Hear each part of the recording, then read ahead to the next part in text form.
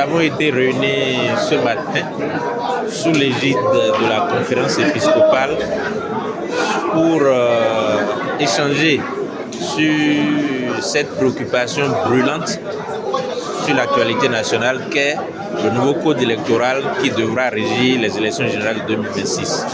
Et comme vous avez pu le constater avec nous, toutes les composantes de la nation qui sont représentées ici, la conférence épiscopale, les OSC, les partis politiques, la société civile, tout le monde est unanime sur le fait que ce code ne peut pas nous apporter, nous emmener, j'allais dire, dans ces élections-là, dans la paix et la concorde, dans le vivre ensemble qu'on reconnaît aux Béninois habituellement. Et comme nous l'avons dit, tout le monde l'a dit ici, compte rendu sera fait aux décideurs, aux acteurs politiques qui ont la décision pour que nous puissions revenir sur ce code électoral en ces termes qui portent les gemmes de crise pour que l'Assemblée nationale puisse relire encore ce code qui ne peut pas nous conduire dans la sérénité dans ces élections-là.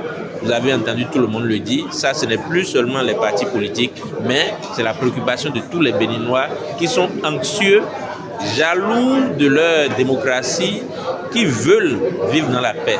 Donc j'espère que, et nous avons la ferme conviction que le pouvoir en place va revoir ce code, va enfin décider de revoir ce code électoral pour que la paix et la concorde puissent revenir à notre sein.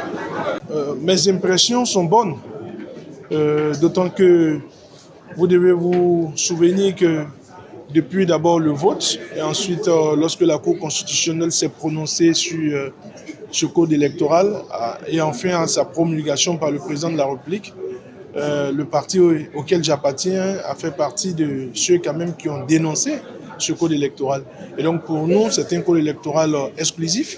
Et lorsque nous avons appris que, je vais dire, une structure aussi importante que la conférence épiscopale de l'Église catholique au Bénin a voulu quand même faire un colloque autour de cet instrument électoral, nous avons dit que c'était une très bonne chose. Et donc nous avons participé.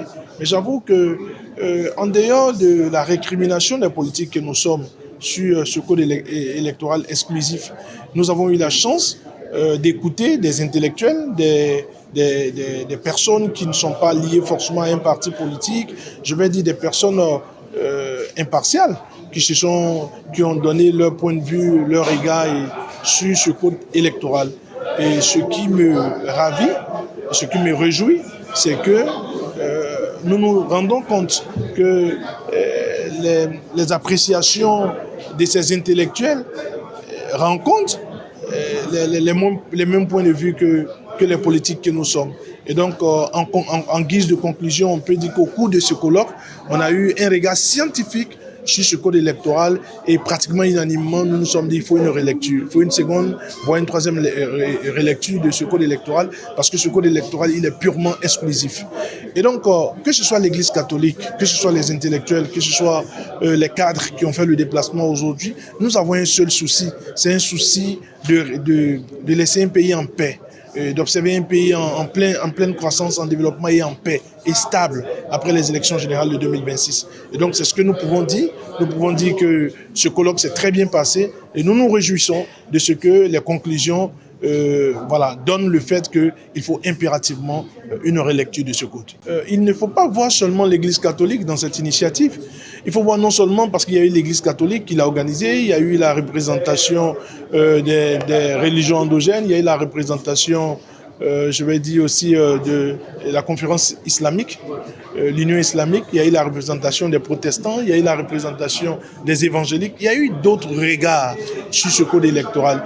Et donc, ensemble, nous pouvons dire que tous ces regards se sont croisés et on peut déduire du croisement de tous ces regards qu'il faut impérativement que nous nous parlons et que nous puissions procéder à une relecture. Parce que le code en l'état, il est chrysogène. Lorsqu'on le dit, ce n'est pas forcément des propos personnels. Vous savez, le code électoral, je l'ai dit sur plusieurs émissions, c'est un instrument qui vous accompagne dans la préparation et dans le déroulement de l'élection. Et donc, ça doit être un instrument de paix. et non un instrument qui porte en lui-même les gènes d'une déstabilisation après les élections.